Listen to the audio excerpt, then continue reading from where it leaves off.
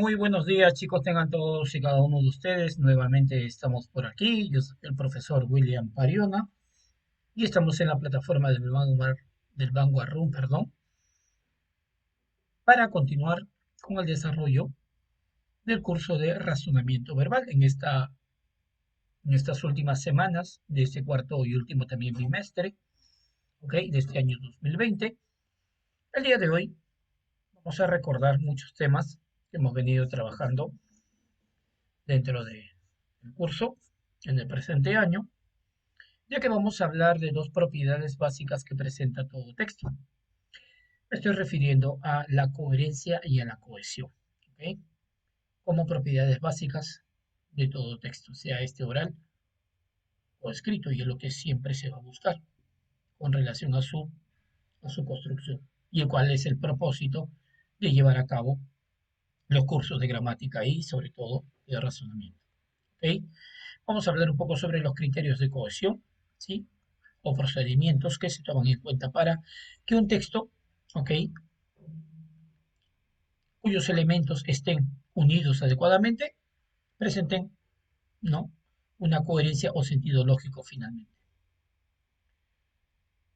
Ok, vamos a empezar entonces a recordar un poco lo que es el texto, ¿ok? Ya que el tema tiene que ver básicamente con con este aspecto, ya muy importante dentro del curso. La palabra texto proviene del latín textus, participio de texto, o texto, perdón, del verbo texere, que quiere decir tejer, trenzar o entrelazar. ¿Ok? Como siempre hemos dicho, y la comparación analógica que hemos desarrollado, un texto es como una chompa, como un tejido, porque es un todo, en donde cada uno de sus elementos están entrelazados, de tal manera que lo que van a formar finalmente es algo con consistencia. En cuanto al texto, lo que va a formar finalmente cada uno de esos elementos entrelazados, trenzados o tejidos, va a formar finalmente la coherencia o el sentido lógico. El diccionario de la RAE lo define como enunciado o conjunto de enunciados orales o escritos. Tendríamos que agregarle allí a que giran en torno a un tema. ¿Ok? Finalmente es un conjunto de ideas que presenta unidad de significado. Cuando hablamos en base a un texto, que es un conjunto de ideas que presenta unidad de significado, estamos refiriéndonos a que todo texto gira en torno a un tema. ¿De qué trata el texto? Tomando en cuenta uno de sus elementos estructurales. ¿Ok? Entonces, habiendo recordado un poco lo que es el texto, hablemos de sus propiedades. Y vamos a hablar básicamente de dos, que es el tema del cual estamos trabajando. La coherencia en primer lugar. Esta se refiere a las relaciones de contenido que tienen cada una de las ideas, ¿ok?, que conforman el texto. Esta es una cualidad semántica existente en el interior del discurso, que busca que el texto presente una estructura o sentido lógico, finalmente que se pueda entender. Esta lógica o coherencia se da básicamente teniendo un tema en torno al cual gire todo el texto, que posea una idea principal que nace del tema y que las demás ideas sirvan de apoyo, en este caso las ideas secundarias sirvan de apoyo para esta idea principal, dejando como eje lo relevante y organizando lo irrelevante, para que el receptor, o sea, usted, alumno, pueda comprender el discurso y pueda hallar finalmente la coherencia total del texto, que es el sentido, ¿no?, global de este que se ha leído o escuchado. ¿Ok? Ahora, para poder lograr la coherencia, necesitamos de la otra propiedad, de la cohesión, ¿no? Ya que sabemos que un texto es coherente cuando se puede entender claramente lo que se dice, pero ¿cómo se llegó a ello? ¿No? ¿Cómo se llegó a comprender un texto? Mediante diversos procedimientos de cohesión. Pero hay que partir en cuanto a lo que es la cohesión. ¿no? La cohesión implica unión, enlazamiento, emparejamiento, ¿ok? Para lograr la cohesión en un discurso es necesario, es muy importante tener en cuenta ya una serie de elementos, ya que son llamados mecanismos de cohesión, procedimientos, criterios de cohesión, los que nos van a permitir establecer las diversas conexiones entre las muchas ideas que se manifiestan en dicho texto. Estos factores se unen unos con otros, cumpliendo la función de dar finalmente unidad a la estructura textual, finalmente logrando la coherencia. Dentro de los principales procedimientos de cohesión textual tenemos a los siguientes. En primer lugar, vamos a hablar de la utilización de conectores como primer procedimiento de cohesión textual, que es un tema que ya hemos trabajado, ¿no? Los conectores lógicos o hilativos, ¿recuerdan? Me imagino que sí. Estos son palabras o términos o estructuras que sirven de nexo dentro de las oraciones y permiten dar claridad y organización a todas las ideas que se van planteando. ¿Ya? Cuando nosotros hablamos o escribimos, consciente o inconscientemente vamos utilizando este tipo de conectores, que en realidad tienen un propósito porque expresan una idea, ¿ya? En cuanto a la relación que van a establecer entre dos o más enunciados. Esos conectores son elementos de sintaxis, van a servir para formular finalmente una estructura con sentido completo, una oración o una oración compuesta. Por ejemplo, trajo los dulces y gaseosas porque era una fecha especial. Tenemos aquí un enunciado, ¿no? Que puedo entender que alguien, eh, por una fecha importante, ya sea un cumpleaños o cualquier otra actividad importante, relevante, trajo dos cosas. ¿Ok? Ahora, para poder entender esto, yo he tenido que utilizar, perdón, elementos de cohesión. Y efectivamente, yo he utilizado aquí conectores. En primer lugar, he utilizado un conector de adición y o agregado, ¿ok? ¿Ya? Dulces y gaseosas. Estamos agregando elementos que pertenecen a un mismo campo semántico, ¿ok? Y aquí también tenemos otro conector. ¿Por qué? Un conector causal, ¿ok? ¿Qué señala este? Señala o indica, ¿ya? Que esta segunda proposición es la causa de esta primera proposición. Cada uno de los conectores tiene un propósito, no se colocan por colocar. Entonces, el primer elemento o procedimiento de cohesión es la utilización de conectores lógicos. El segundo es la llamada sustitución, ¿ok? La sustitución es un elemento estilístico, ¿ok? Por medio del cual se va a emplear una palabra o una expresión por otra. Proceso de referencia, ¿recuerdan el tema? Claro, pero la que sustituirá debe tener una relación semántica que debe de significar, ¿no? Casi lo mismo con la sustituida. Esta técnica favorece la claridad de ideas y su no reiteración literal, ¿no? Al momento de utilizar la sustitución, estamos evitando la redundancia de palabras. Ahora, existen dos tipos de sustitución. La primera, la sustitución por medio de sinónimos, la sustitución sinonímica. Esta se da cuando se reemplaza una palabra por un sinónimo de la misma. Por ejemplo, Julia era una niña de 13 años, un poco introvertida, pero amable. Esta tímida muchacha, ¿no? No quería ir al colegio pues le daba temor lo que otros pensaran de ella. Aquí hemos hecho, perdón, un proceso de sustitución sinonímica.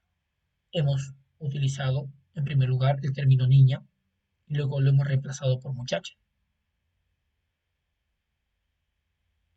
que semánticamente significan lo mismo, prácticamente lo mismo, tomando en cuenta algunos rasgos de diferencia por ahí, pero que en un contexto determinado como este pueden ser intercambiables. ¿Ok? Para evitar qué cosa? La repetición o redundancia. Y el otro tipo de sustitución, ¿ya?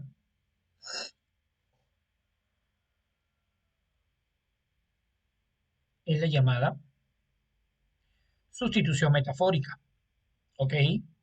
Es el reemplazo de una palabra o un término real por una palabra de carácter irreal o imaginario.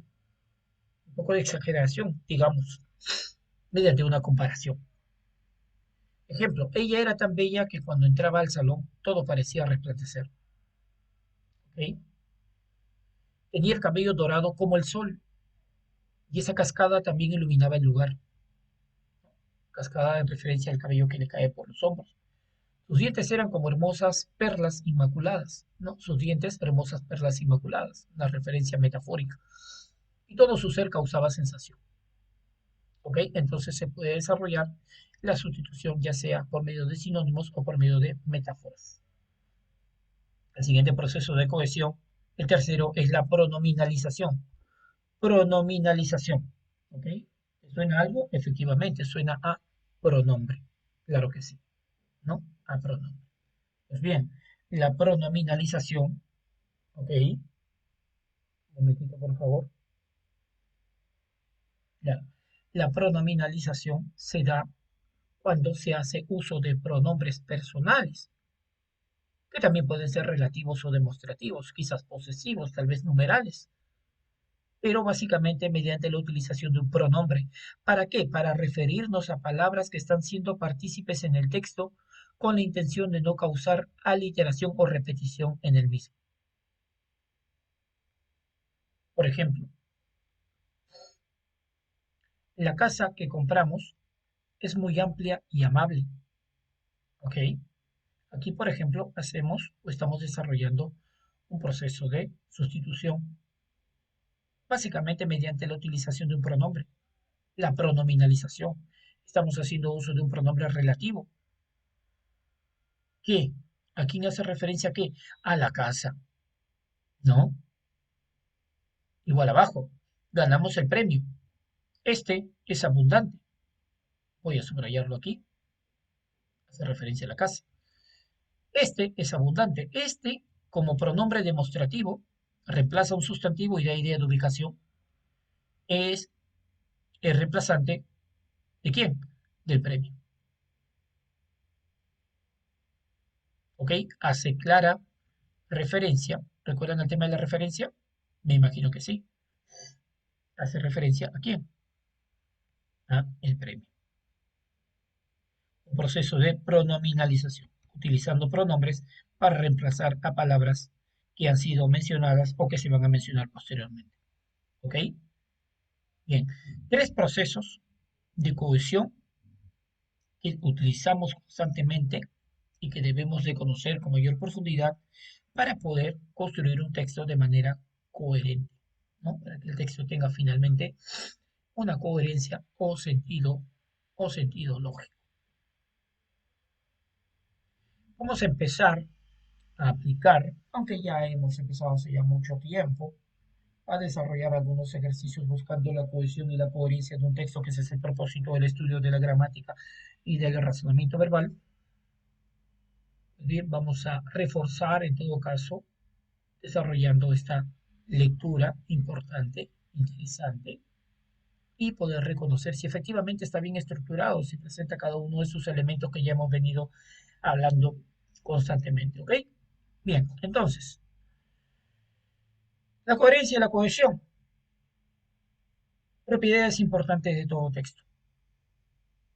La coherencia es el sentido lógico, pero para lograr ello necesitamos la cohesión de cada uno de sus elementos, utilizando tres procesos básicos. El primero, ya, la sustitución.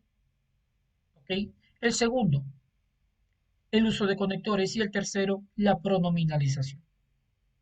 Empezamos con el texto número uno, identifica cuál es el tema y la idea principal de cada texto presentado.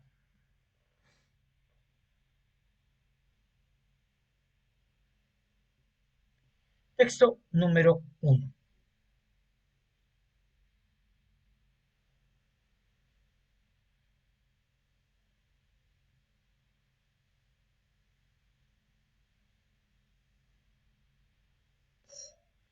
Nacido en Ulm, Alemania, en 1879, Albert Einstein es considerado el máximo físico teórico de nuestro siglo. A los 17 años ingresó en el Instituto Federal de Tecnología en Suiza. Al término de sus estudios, se nacionalizó suizo y trabajó en la oficina de patentes en Berna. Este empleo lo convirtió en un buen examinador de patentes y le proporcionó la suficiente holgura económica para emprender sus investigaciones en privado. En 1905 publicó sus 3 primeros artículos en los que abordó los campos del movimiento browniano, el efecto fotoeléctrico y la relatividad espacial. Este último, sobre todo, llamó la atención de los científicos de su época. En 1909 consiguió su primera plaza de profesor titular en la Universidad de Zúrich. Al año siguiente obtuvo una cátedra en Praga y 2 años más tarde regresó a Zúrich. En 1913 fue nombrado director del Instituto de Física Kaiser Wilhelm en Berlín. 2 años más tarde postuló la teoría general de la relatividad, que lo consagró definitivamente. ¿Okay? Como siempre, para poder realizar una buena comprensión de este texto y de cualquier otro, debemos desarrollar en primer lugar unas 2 o 3 lecturas, ¿no? Tomando en cuenta, lógicamente, los criterios para desarrollar efectivamente una buena lectura, que es la observación, que es la utilización de un lugar adecuado para leer, con una buena luz, ¿no? Una buena iluminación, perdón, un silencio adecuado y todo ello, ¿no? Pero sobre todo, y lo más importante, tener el interés de leer. Eso es lo básico. Yo digo bien claro, si no tengo ganas de leer, pues no voy a entender nada de lo que leo, ¿ok? Porque lo voy a hacer por obligación. Bien, entonces, vamos a inducir a posibles respuestas. El tema del texto es, ¿de qué trata el texto? ¿Ok? ¿De qué trata el texto? Podríamos decir que el texto que acabamos de leer trata básicamente de Albert Einstein y de sus datos biográficos, su vida, desde el momento en que nace, el lugar básicamente que es Ulm, Alemania, 1879,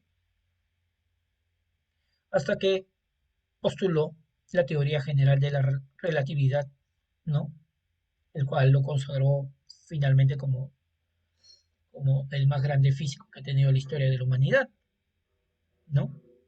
Entonces, estaríamos diciendo que el tema trata básicamente sobre la vida, ¿ya? Y logros de Albert Einstein, ¿ok? En torno a esto, podríamos encontrar la idea principal del texto, ¿ok? Ahora, como ya hemos trabajado en temas anteriores, la idea principal puede aparecer al inicio, el medio o al final, ¿sí? Entonces, tomando en cuenta la ubicación de esta idea principal, ¿ya? Que puede ser básicamente un texto analítico, sintético, encuadrado o paralelo, estaremos aplicando lo que ya hemos venido aprendiendo en clases anteriores, ¿ok? Pregunta 3. ¿Es correcto a partir del texto que 1. Einstein es el más grande físico de toda la historia? 2. O B. En 1909 Einstein comenzó a estudiar en Praga. Eso dice el texto, literalmente. Letra C. Einstein en 1909 ya era profesor de la Universidad de Zúrich. ¿Mm? Letra D. En 1905 publicaron los 3 primeros artículos de Einstein. Y finalmente, en la letra E, Einstein nació en Ulm, Suiza. ¿Ok? Te voy a ayudar con algo. La alternativa E, lógicamente, es incorrecta porque Ulm queda en Alemania, básicamente en el norte de Alemania. Por lo tanto, queda descartada la alternativa E. Te quedan 4. Estas estaremos desarrollándolos en las clases en vivo, como las demás preguntas que se plantean en esta diapositiva. ¿Ok? La pregunta 4 es incorrecto respecto a Albert Einstein según el texto. Estaremos también analizando cada una de ellas. Y tendremos algunos textos más, ¿no? Con sus respectivas preguntas en cuanto al tema, a la idea principal, ¿ya? Y otros aspectos del mismo para poder desarrollar claramente estas propiedades importantes de todo texto, como es la cohesión y finalmente la coherencia de dichos textos. Lo que vamos a hacer es probar que efectivamente están bien construidos y que por lo tanto tienen sentido lógico cada uno de ellos. ¿Ok? Así que Nos estamos viendo la próxima semana, no sin antes agradecer por el interés y sobre todo las ganas que le pones. Pequeño grupo, lastimosamente, hubiera querido que sean todos, pero a este pequeño grupo, las ganas que le ponen para seguir aprendiendo, ¿ya? Y tener la base suficiente para comenzar muy bien el próximo año, ya proyectándonos a este tercer año de secundaria.